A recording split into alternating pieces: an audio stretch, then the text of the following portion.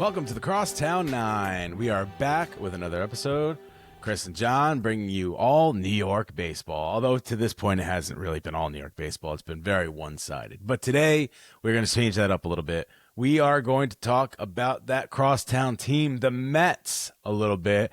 Been on a little bit of a slide. We didn't really want to take that subject while they've been on a slide because it looks very like Homer. Like, of course, you're banging on them now, but we're going to take it. We're going to do it. And then we're talking a little bit Yankees at the end. How's it going over there on your side? Yankees are winning, which is good. I can't believe what the Mets have been going through.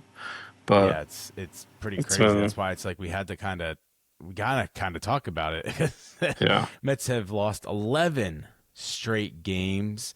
Mendoza is on the hot seat right now, and currently, as of recording, winning their game. But overall, just in quite a slide. Juan Soto has been out.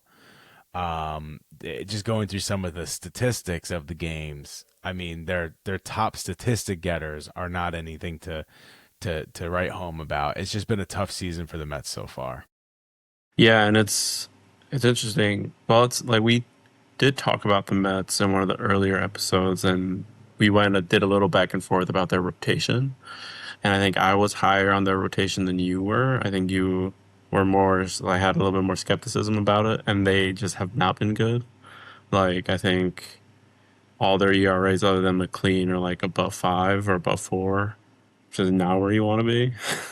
So I think their starting rotation has been really lackluster. And then, yeah, their lineup has been with Soto out, Lindor slow start. The guys that you expect them to anchor their lineup just have not been there or not been good. And I can't take all of the credit for having a decent opinion on that one because I also said I thought Devin Williams would be okay, and he is currently sporting over a 7 ERA. So I know it's early, and relievers can get it really quick early in the year. But just looking through it, Kodai Senga has an 8.3. Freddie Peralta has over a 4. Manaea has over a 4. Peterson has over a 4. Clay Holmes actually 1.96. That switch has actually worked out pretty well in the Mets' favor. Yeah. A couple of years now as a starter and has been pretty good. Like you said, McLean has a 2.28. But other than that, I mean, some of them are still in the rotation, some of them are out of the rotation, but a lot of them just do not look good, bullpen or starting pitching, which has been really rough. And then you couple that with some bad batting statistics.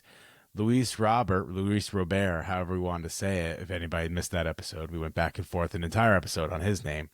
257 average is tops on the team. Francisco Alvarez has 4 home runs as tops on the team. To put that in perspective, Francisco Alvarez had a 2 home run game to start the year, or one of the first games of the year. He had 2 home runs, and he has 4, and he's tops on the team. And 9 RBIs is tops on the team. They just haven't had it overall. They haven't looked good overall. Some of their losses are pretty bad. They got swept by the A's. Now the Yankees can't really talk because they almost got no hit by the A's in that series right before that. But just looking at who they've beaten, I mean, they beat the Pirates 2 out of 3, who are pretty good this year, but they're still the Pirates. I personally think I said I didn't believe much in them. I think they're off to a hot start, but didn't believe in them. They lost 2 out of 3 to the Cardinals. Cardinals are very bad. Then they won 3 out of 4 against the Giants. Giants have looked awful so far this year. Like, they've looked like one of the worst teams in baseball.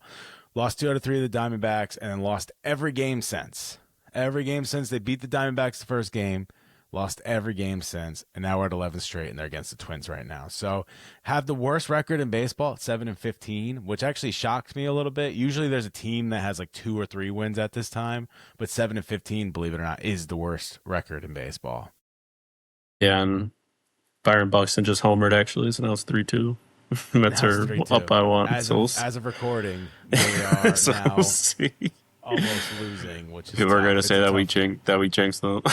It's okay. You can say it all you want. I don't care. I'll be the jinx all I want. But it's just it's tough to see because they came in with such high expectations. Yeah. And I thought they put together a pretty good team. Again, like you said, I was much lower on the starting rotation. Outside of Peralta, I was not like too high on any of their starters really. I thought Senga could be fine. McLean looked good during the World Baseball Classic. I don't know. I still don't know why he started the final, but he looked good during the World Baseball Classic. Like, he was kind of a wild card because he came out at the end of last year, but I didn't really like anybody else in the rotation at all. So it Yeah, and doesn't shock me that the rotation doesn't look good. yeah, it's interesting because that a lot of people were really high on the Mets. I think I kind of like was just drinking the Kool Aid a little bit with them, like because I think some of the moves they made were very interesting. They did get away from a lot of their vets, right? Nimmo, Alonso, and brought in some interesting pieces.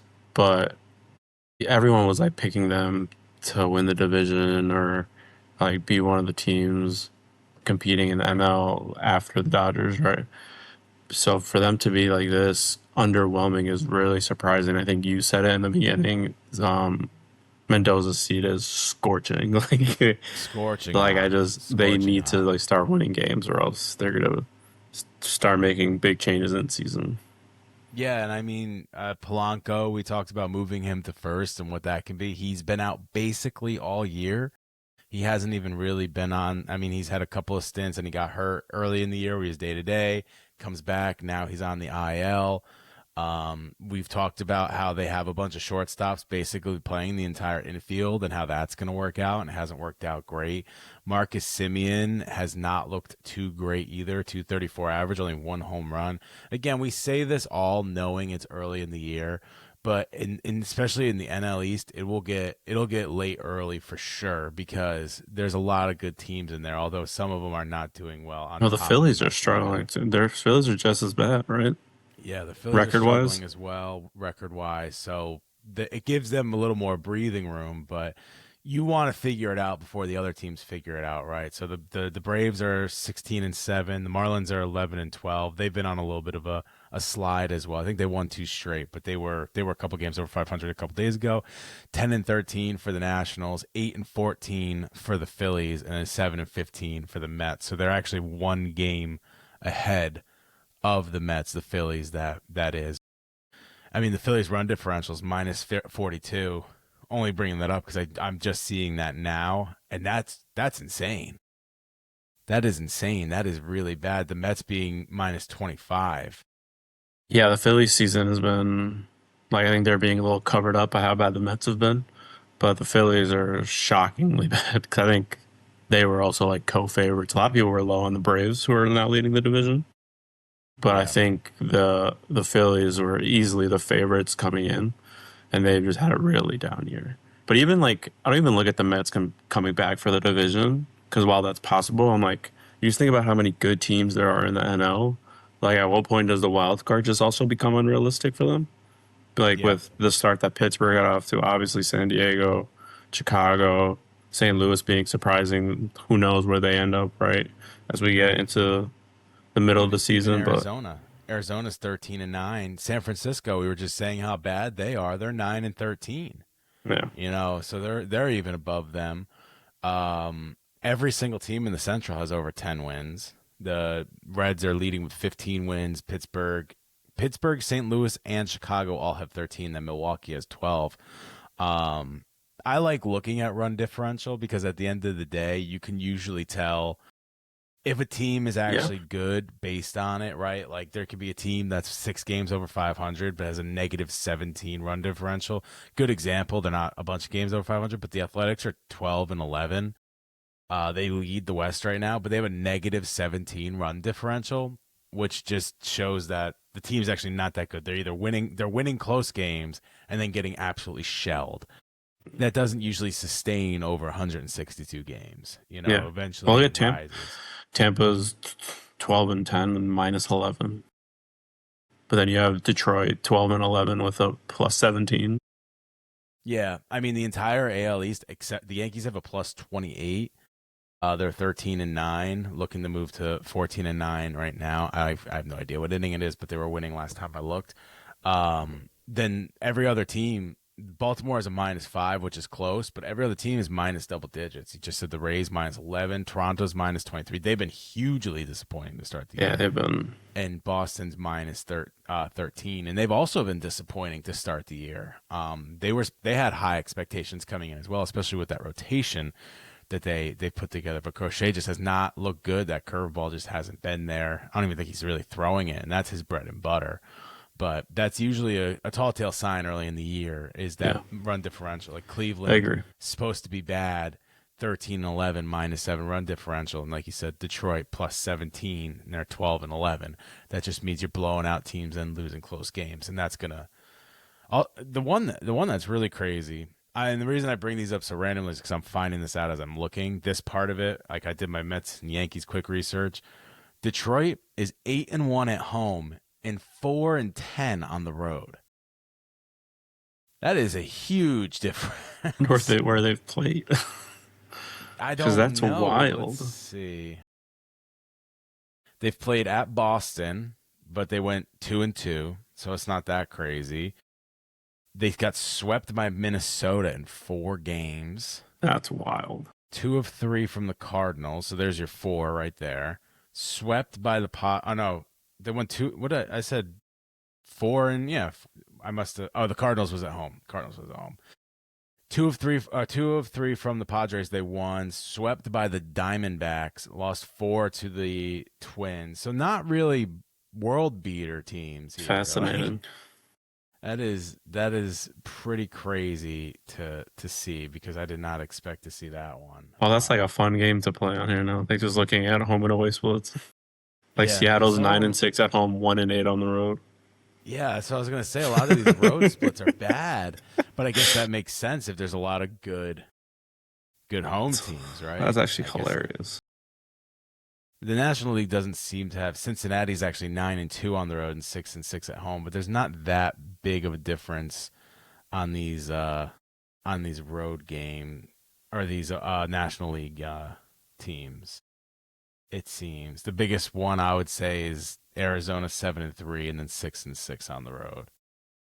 But usually you're better at home. But 8-1 to 4-10, or what did you say? Seattle's 9-6 to 1-8 is pretty. It's crazy. It's pretty crazy. Kansas City 5-6 at home, 2-10 on the road. And they're also an unbelievably underwhelming team right now. Yeah, they're. It has been that kind of year, pitchers wise. I don't know. I play fantasy baseball, and this is how I've noticed it. Pitchers have struggled to start the year to the point where I'm almost saying there might be juiced balls. Like hitters are hitting the ball out of the park, and pitchers are really struggling to start the year. We're starting to see them, steady out a little bit, but they are definitely struggling to start the year. Well, I wonder if. Like, it's so weird in the beginning of the season. Like, at one point, is it not too early? Like, because, like, a lot of pitchers are still building up their arms and getting used to, like, being in the season, and the weather's still changing if you're, like, a northern team. So it's like you can use that as a reason or excuse, right? That you're still kind of revving up. But, like, at one point, is it just, like, all right, you got to, like, start playing to the back of your baseball card. Yeah. You should start being good. Yeah. When is that going to start? Yeah. It is a fun game. But I tell you, if you're not looking at, you haven't looked at any of the stats or anything for the league, or no? Not stats. I was just looking at don't the look at any of the standings. stats for the league. I'm going to ask you who leads this across baseball. We're not going to do AL, NL. We could, but I'm not going to. All right. So who is the Major League Baseball batting average leader? Team or player? No, or player. Oh, goodness. Person in second, you can kind of see, but the person in first, you're not going to get.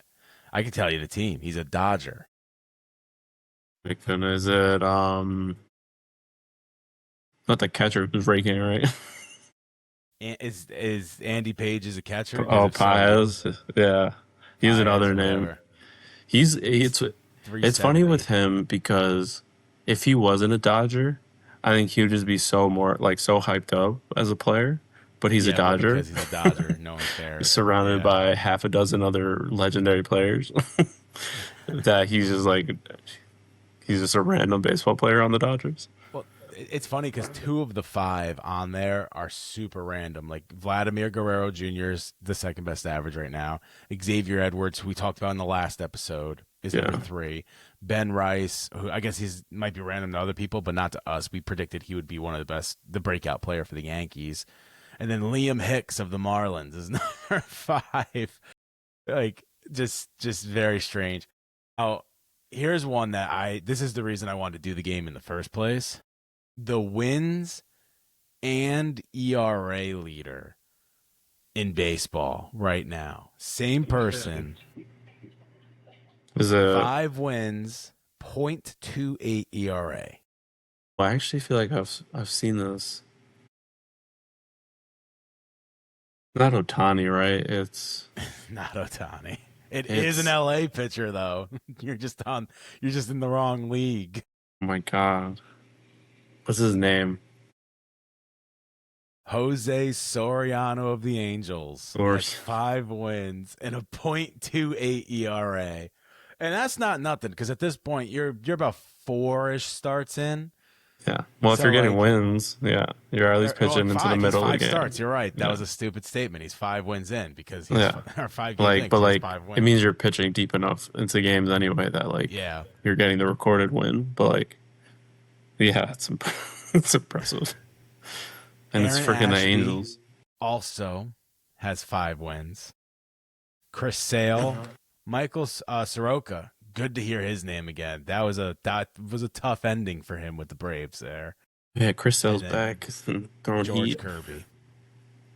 Mm. Well, you remember Soroka is the one that was covering first, and his Achilles blew out, and then he Yeah. just for 4 years or something like that just couldn't get back. So it's good to see him doing well again. Although he's not on the earned run average, just the wins leader. Let's see. I'll try to see if there's another fun one, but not really. Jordan Alvarez, most home runs and most Okay. RBIs. Mason Miller with the most saves. Dylan Cease with the most strikeouts. Kind of rubbing my face in it because I said that was the worst signing of the offseason. So early. Yeah. It is still early. It is still early. Just because he has the most strikeouts doesn't mean he's doing well, right? But he is. He has a 2.10 ERA, but he's only 1-0 because they've been struggling big time. Not helping the team. Does that make it a bad signing if he's not helping the team? They are still pretty bad. He's doing his job. Yeah, he's doing his job. Not well enough. Only 1 win. Yeah, Not well, going too deep into games. he's got no hitters. What have you thought so far of the ABS system? As a whole, I love it. I think some players need to stop doing it.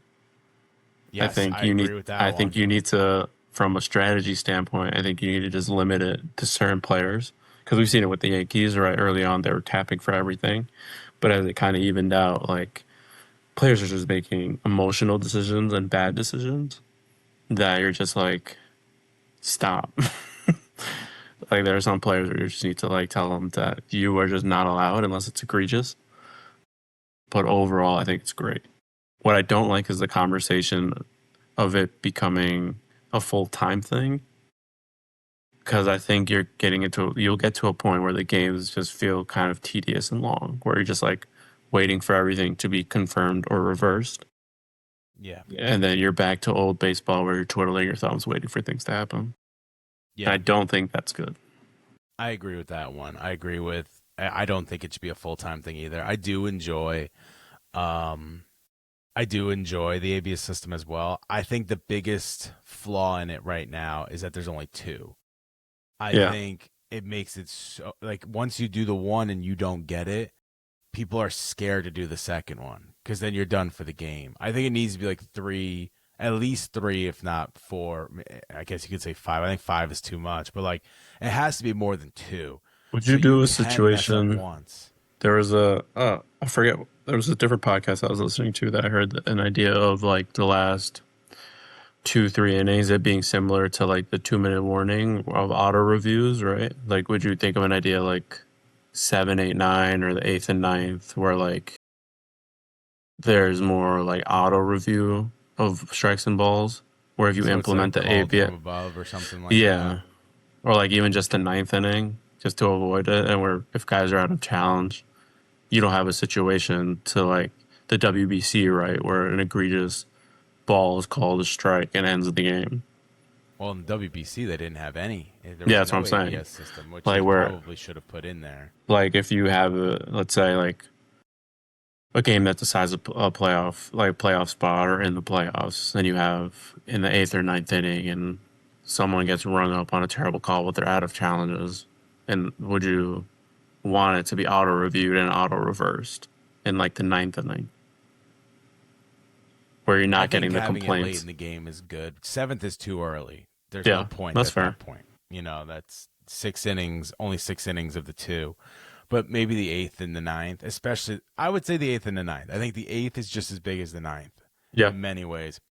Most of the time, they like this.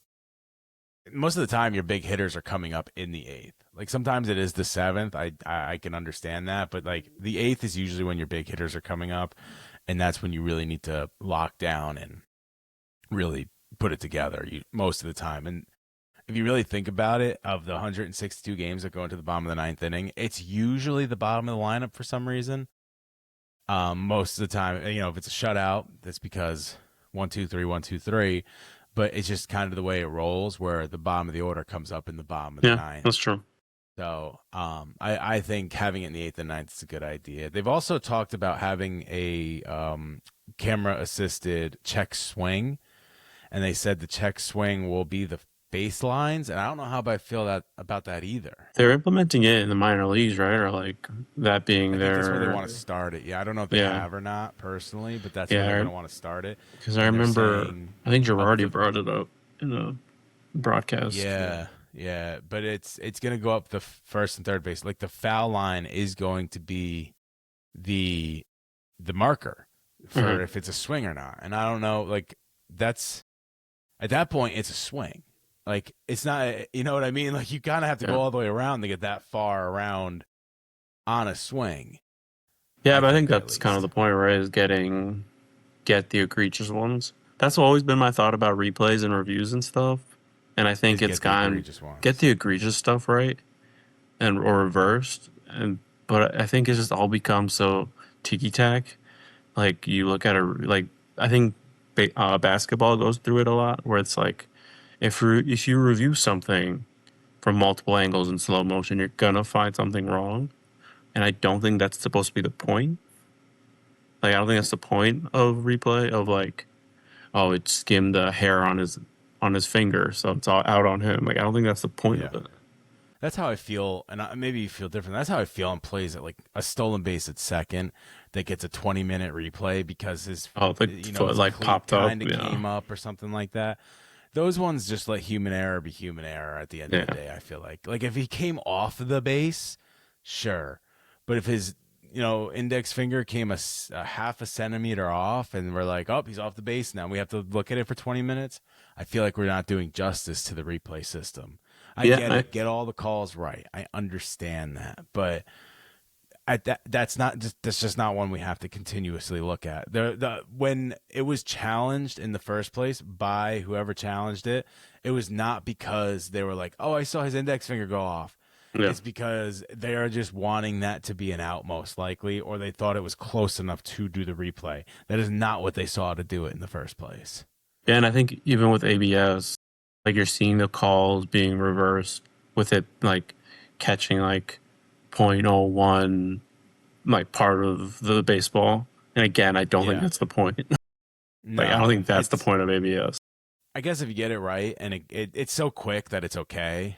Yeah. But I mean, there have been some that have been bad too. There was one that they called a ball that was literally right down the middle, Yeah. and they shouldn't even have to challenge. That's I where the agree. automatic one should come in. Like that is I egregiously agree. bad. Yeah. Someone should just be like, "Hey, that's a strike." Yeah. Just in his ear or something like that. That one's rough. By the way, Twins just tied the game. It is now 3-3 in the seventh. 3-3 in the seventh. Gotta So feel bad for Mets them. can't catch a break. Mets cannot catch a break. Another thing that's been happening early is a lot of injuries and a lot of people coming back from injuries. I should say they were injured probably in spring training. Zach Wheeler is coming back. He was injured in August of last year, right? I think it was at the end of last year. Sounds right. Iglesias, Braves closer, got hurt. Sonny Gray went on the IL. Adley Rushman is coming back. Royce Lewis is coming back, but a lot of injuries. Do we just think that? My opinion on it is spring training is a little too long, even, and that's why guys are kind of they're ramping up a little too much. But what do we think is that bringing those injuries so early? Because we've seen the last couple of years that there's injuries just a lot earlier. I've always thought with sports now that players don't rest that much. Like, and I think that across all sports, and I think that it's the nature of like wanting to be competitive, right? Like these guys train all the time. That I think that if you don't give your body a proper break, you're just not really going to recover. You're not going to 100% recover, and then you're going to come back and try to ramp up again. And I just don't think your body can take it.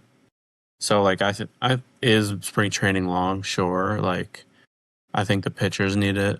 Although they use the beginning of the regular season as like extended spring training, so it's hard to Yeah, really say. But I just think for athletes, and not even just in baseball, but like in everything, like they take a week off and then are back to training or something like something similar to that. And I hmm get everyone like who wants to be competitive and not lose your spot to someone who might be training more. But like if you don't give your body a break to really recover, then I think you're just prone to more injuries.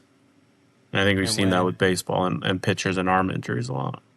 and when you say that, you are not saying like take off days because we argue all the time. No, Not argue. We yeah, say all the time like the like Yankees. load Somebody's hot, you should management keep them on. or You're load saying management. like they don't take a time to break. Like Yeah, they end the season and they're immediately back in the gym. They're yeah, immediately starting to lift heavy and things like that.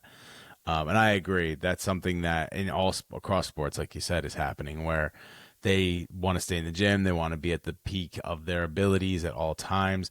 It has had guys be successful longer. Like I think we saw baseball players play a lot longer, a long time ago. I mean, Julio Franco played until he was 49, yeah, but now we're seeing guys that can move, like pitchers especially, can move into their 40s and still be successful in the major leagues.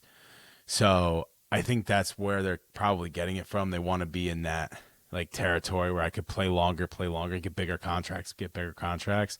But again, like you said, I think that's why we're seeing a lot more guys getting hurt. I think being a baseball player that's super muscular is not great for you.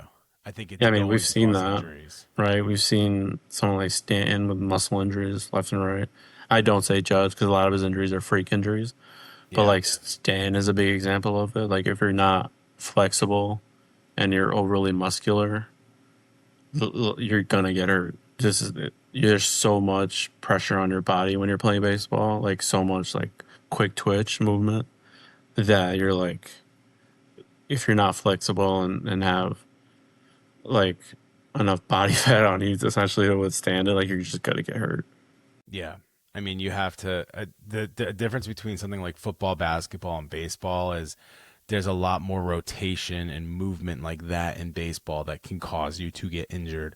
Where in football, it's more kind of like using the muscle as it's supposed to be. Like that's why you see a lot of hamstrings, a lot of obliques, a lot of calf strains, things like that in baseball because it's a lot more rotation. And I think we talked about in the last episode, it's a lot more repetition. Like it's doing the Yeah, same thing over and over. So the minute you go a little bit left, your body adjusts to it to show that you went a little bit left and you end up injuring yourself. Is That's where you see a lot of those types of injuries.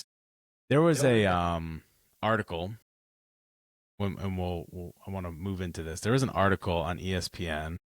I don't know who it was written by. It doesn't say who it was written by, but it has the ABS challenge leaders on the year. Only one person has 100% so far, and that's Teoscar Hernandez, who's 4 for 4 in challenges. But overall, there's only, I'm going to say over 50%. First of all, I don't know if he has the most, but Gary Sanchez has challenged 10 times. what is he on at He's two? 5 for 10. Honestly, more than I would expect. That is crazy. Caballero and Grisham are both on this list. Caballero has been one of the worst ones, and it shows he's 4 for 7. Grisham is 3 for 5. But what I was going to say is there's 1, 2, 3, 4, 5, 6, 7, 8, 9, 10, 11, 12, 13, 14, 15, 16, 17 players out of all of baseball that are over 50%. That's it. Everyone else is under 50%.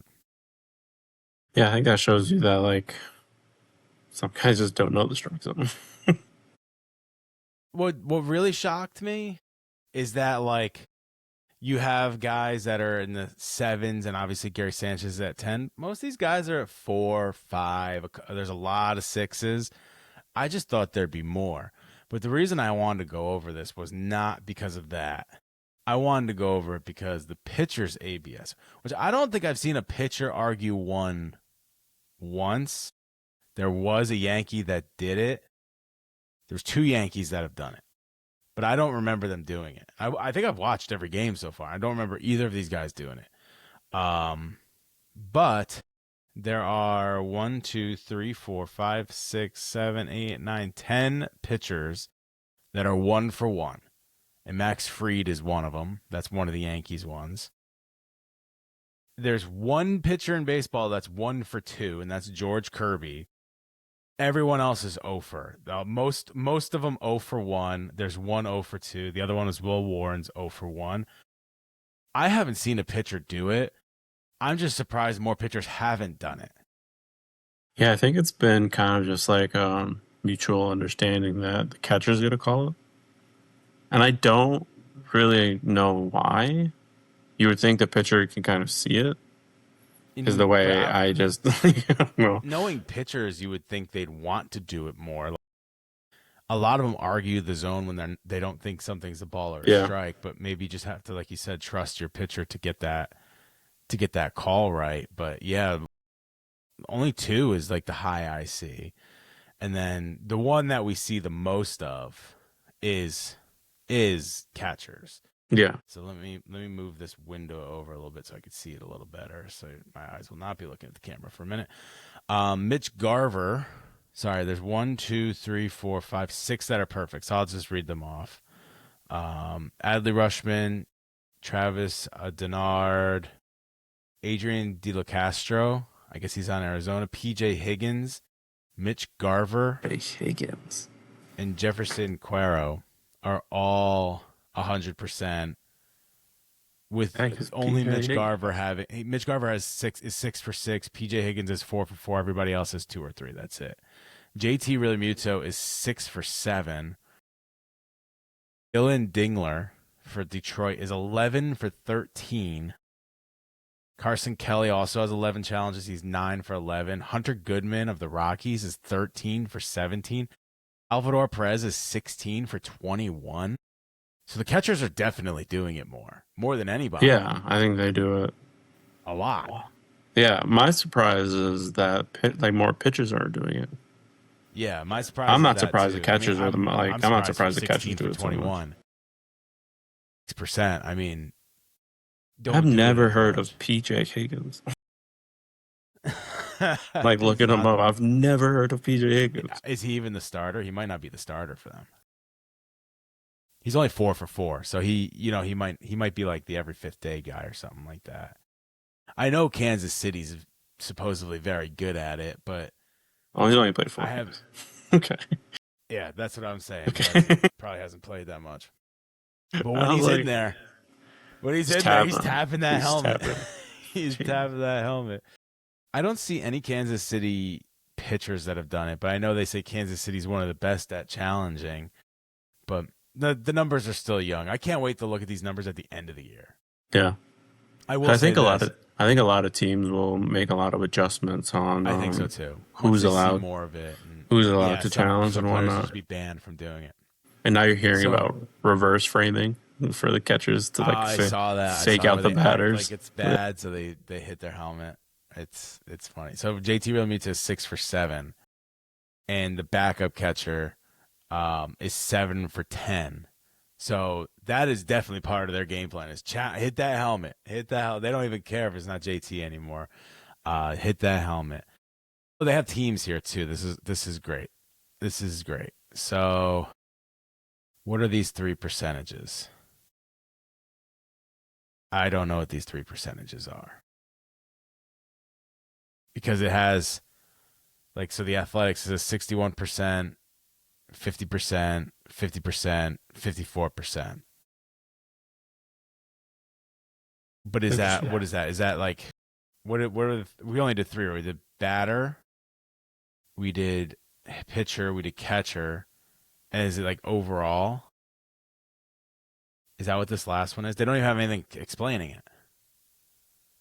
They don't even have something that explains this. So I'm gonna assume that's what it is. Let me look at Philly. Let me find Philly because then we'll know what the. Yeah, it's got to be. Wait, it's got to be one, two, three, and then overall. So I'm assuming it's batter, pitcher, catcher overall. So Baltimore's over 50%, Athletics over 50%. Arizona has 61.8% overall. No, this can't be right. This can't be right. We're just going to throw that all away. Let's go to the next one, which is umpires. So umpires that have had calls challenges and then have calls won by the umpire. Let's see who has the most egregious one. Will Little has 20 challenges where he has won 6 of them. Eesh. Um, Quinn Wolcott, 20 challenges. He has won 7 of them. Edwin Moscow, I think his name is. It's a little small. 22, 9-1. These aren't too bad. Who's the one that everyone hates? I don't even remember his name. The one that literally had like 19 challenges in one game. Well, then he also had that bad call at first base, Buck, right? Like the next day. Buckner, CB Yeah. Buckner. Well, he's 9. So this must be challenges won by the batter because I remember one game he had like 5 overturned. 9 challenges against 7-1. So that means 77% of the time. That's got to be what it is. Andy Fletcher has 25 challenges against, and 21 have been won by the person challenging. They're 21 for 25. That's really. That's crazy. Oh, Lord. Yikes. That is rough. That is That, rough. Anyway, that, that's just a little that is dive the one into the thing ABS is doing. inconsistency He's stuff. kind of like showing the good umpires from the bad ones. Weeding out the bad Yeah. umpires. Like, here are the bad ones. Here are the ones that stink. Let's wrap it up with the quick Yankees. We won't go too much into the Yankees only because nothing really has changed for the Yankees based on the last time we came on, where the relief pitching is just still not as good, and the bats are looking better, but still not great. Jazz still looks bad. We could start there because before we went on air, you're like, "Ooh, Jazz 2 hits," and I was like, "Don't get too excited. One of them was a bunt." You know. He had to Yeah. bunt his way Yeah. on, which is usually not great. Well, it's like interesting too what they're doing with third base now. I think with the string of lefties, they could play Ahmed Rosario and kind of tell McMahon to like figure his stuff out, and like kind of bench him a little bit, even though he had the home run against. Was it the first game 1 of the Royals? Yeah, he had the game against in the 4-2 That, win. that he had He the had the 2-run go-ahead home home run. run. Yeah. So like that was a cool moment, but like then he got benched the next day, and then Rosario's been hitting really well. That I think that they're kind of going to keep doing that. But I think right now they're getting carried by Ben Rice, and Judge's Judge's start of the season has been weird. Not bad, just weird because he's striking out and not hitting for average. Yeah, But he's still hitting homers like crazy. he's got 9 home runs, Yeah, second so in his in MLB. season's been really weird, but I think he'll kind of like even out and he'll start hitting for average again. And then Bellinger's been good, but yeah, Jazz continues to be the disappointment because I think everyone thought that he's going to be really good and have a great year, and it just has not been that. Game 1, he said, "I'm going to do the 50-50," and he has no home runs. And I think he's stealing bases though. I think that has been something he's been able to do, but he has not hit any home runs, and he's bunting for hits, which at least he's getting on. but they need him to really. They need a couple of these guys to really start hitting again. One of those it's going to get late early. They're floating by on Ben Rice hitting well. Giancarlo's still over 300, and Aaron Judge hitting home runs, but they're only going to get by for so long. Pitching has looked great. We're in the top of the ninth right now. Caballero just struck out on a didn't get ready in time with 2 strikes, but they're up 4-0. Pitching has looked good again, but the pitching's only going to look good for so long. Guys are going to get hurt. Guys are going to get tired. The bats really just have to come around and start hitting, or they have to start looking for somebody that can come in and hit the ball. That's really yeah, and they're going to start, like, over the past few years, they've been so bad against the division that they're going to start getting into divisional matchups, and you need your lineup to be buttoned up, like, because the goal is to win the division, and you're not going to do that if you're getting swept by the Rays. And it's not going to start. It has started with the Red Sox today, and they played the Rays already, and I believe they got swept by the Rays. Yeah. So that's why I'm like, you need your lineup to kind of start to kind of pick it up, and by all the guys that you expected it to. So like Judge hitting for average, Jazz picking it up. You want McMahon to do something with the bat, but as long as his glove is still working, they'll put him in as a defensive replacement for Rosario. Because Rosario's actually looked pretty good. Yeah.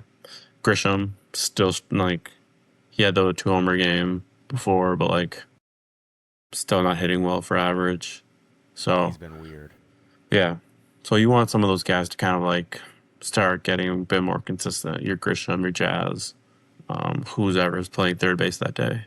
And then obviously we talked about it before recording, but Volpe being in the minors now, doing rehab starts and looking pretty solid so far. That when he comes back, like, kind of what do they do with Caballero, and yeah, just kind of be interesting to see how Volpe slots into you had some of his stats. What were some of his stats again for the in the minors right now? Yeah, let me pull it up. Because he was playing decently well, and I think he's only played like 2 or 3 games so far. Yeah, he's played 4 games, 12 plate appearances, 4 hits, 2 stolen bases, a walk, 364 average, and then hasn't made an error in the field. What did I say for that? 5 assists, 3 putouts, so 8 chances defensively. So not bad. Not bad at all. I'm sure they're going to put him right back, especially because Caballero's not really playing amazing. He did have that big hit in the loss to one of the losses to the Rays, but he hasn't been amazing. He hasn't been, world burning or anything like that. So I can't imagine they're going to play him over Volpe when Volpe finally comes back. Caballero, no 1 homer so far, 233 average. Does have that's stealing though, right? 9 stolen bases. I thought it said 19 stolen bases. He has 19 strikeouts, which is right up there with the worst of them. Judge has 29 strikeouts already. That's crazy. 25 strikeouts already. I thought Giancarlo was batting 300. He's actually not batting 300 anymore. He's down to 240. He's in slumping, right? I must have mixed up his average with someone else's there.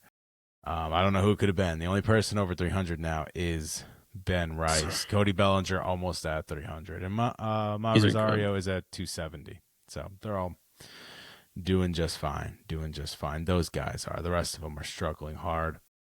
Grichuk had another couple hits today, which was really good. Goldschmidt has looked pretty rough as well when he's out there, which is sad. Is Grichuk the one that comes off the roster when Volpe comes back? I mean, you have Rosario to play the corners. I would think so, but Grisham's the one that hasn't been playing when Grichuk is in. That's confusing as all hell. But Grichuk has been in when Grisham has been out because of the lefty-righty matchup garbage.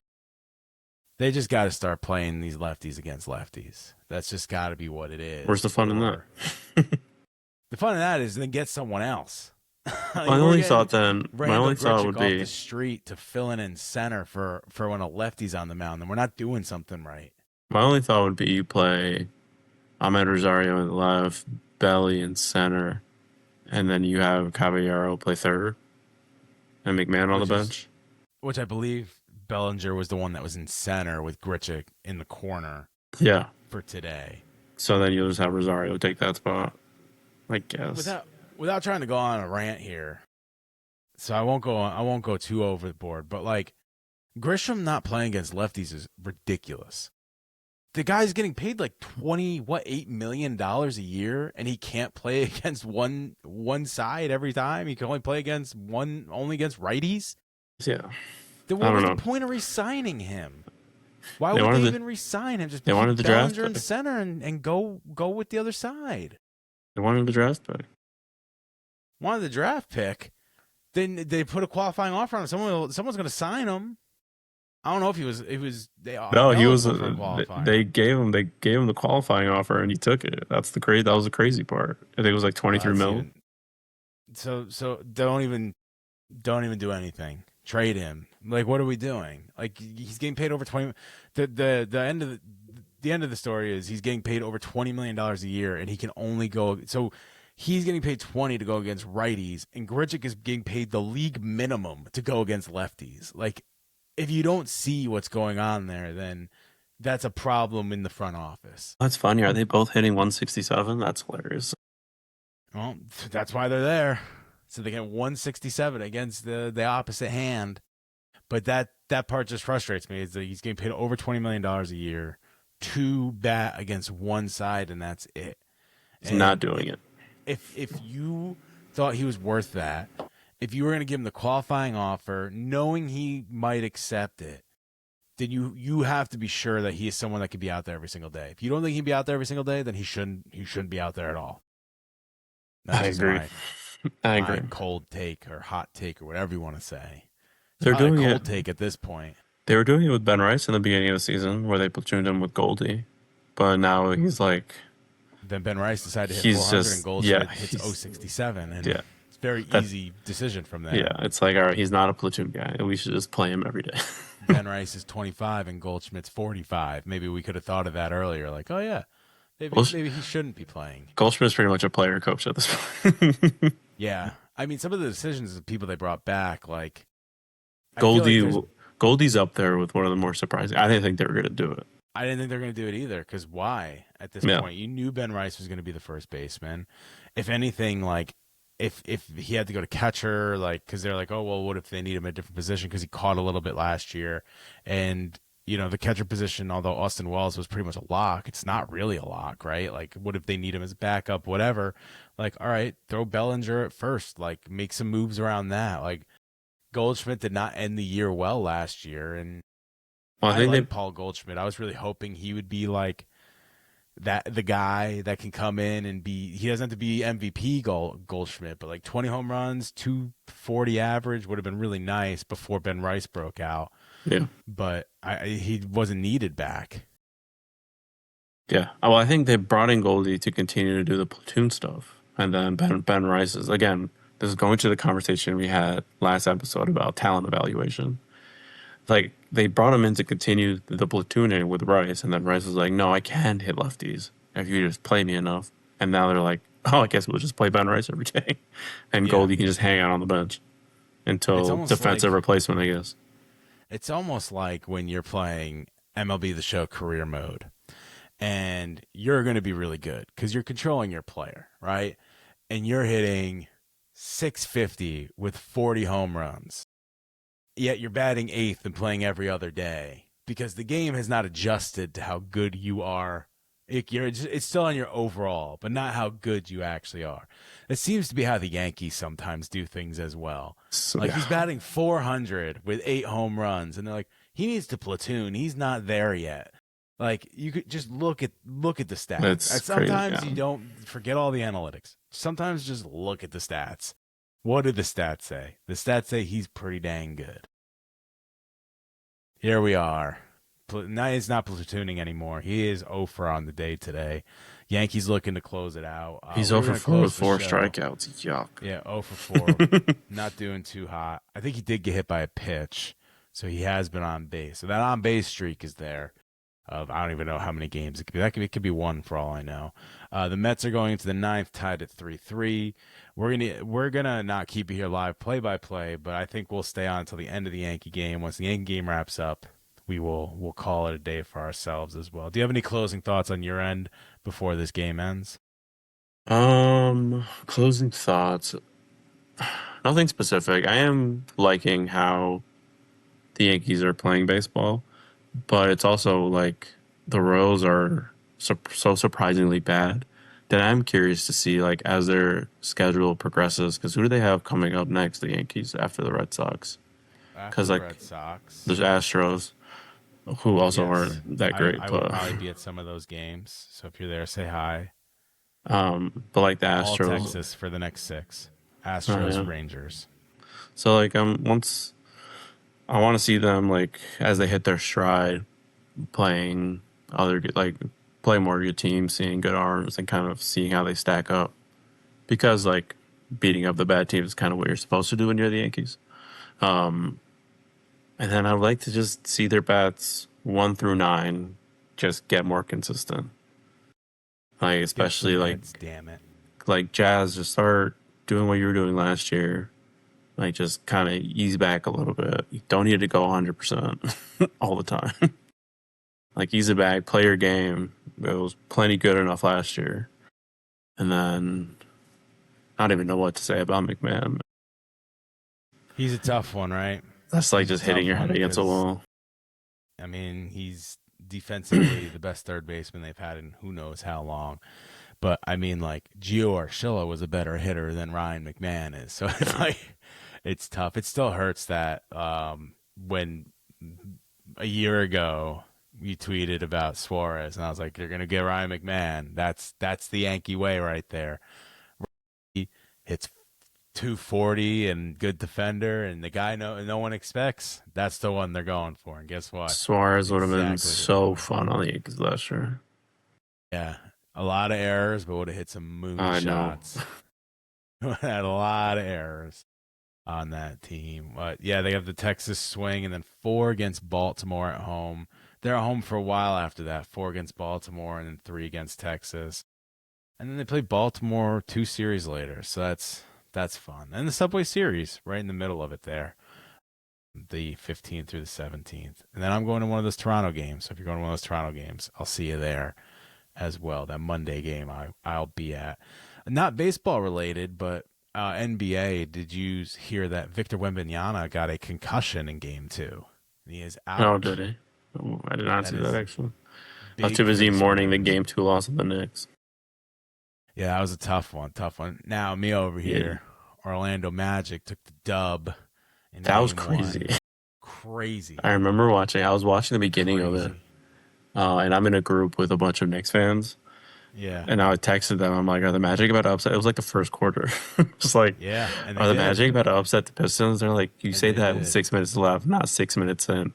And then they won. And I was like, "I told you." I told you. I said from the beginning. I said it all year. I said it all year. That was Orlando, and that wild. Yeah, Yankees win 4-0, so they officially win the first game in Boston 4-0. Luis Hill with the win in that one, and Bendar with the save. So we will start to wrap up there. Go Magic, as the Yankee fans would say. No, but thank you so much for listening. Thank you for joining us. We will be moving this a little bit, going back to Mondays, which we started with on Mondays. As we are early in this, we were trying to change things up and see what works best. So we're going to go back to Mondays. So catch us on Monday coming up, not on Wednesday coming up. But you can find all that if you just follow us on Crosstown 9 on Instagram, TikTok, and Twitter. You can also subscribe to the podcast wherever you're listening. If you're watching on YouTube, subscribe down below. If you're watching or listening on Spotify, Apple, or anywhere else, hit that follow button, give us 5 stars, leave us a comment to let us know how you thought the episode went. Go Yankees, go Magic. go Knicks are Knicks. cool too, whatever. I guess I should say go Knicks. This is a New York podcast. I'm over here talking with the Orlando Magic. We'll see you guys next time. Thank you for joining us. See you later. Peace out.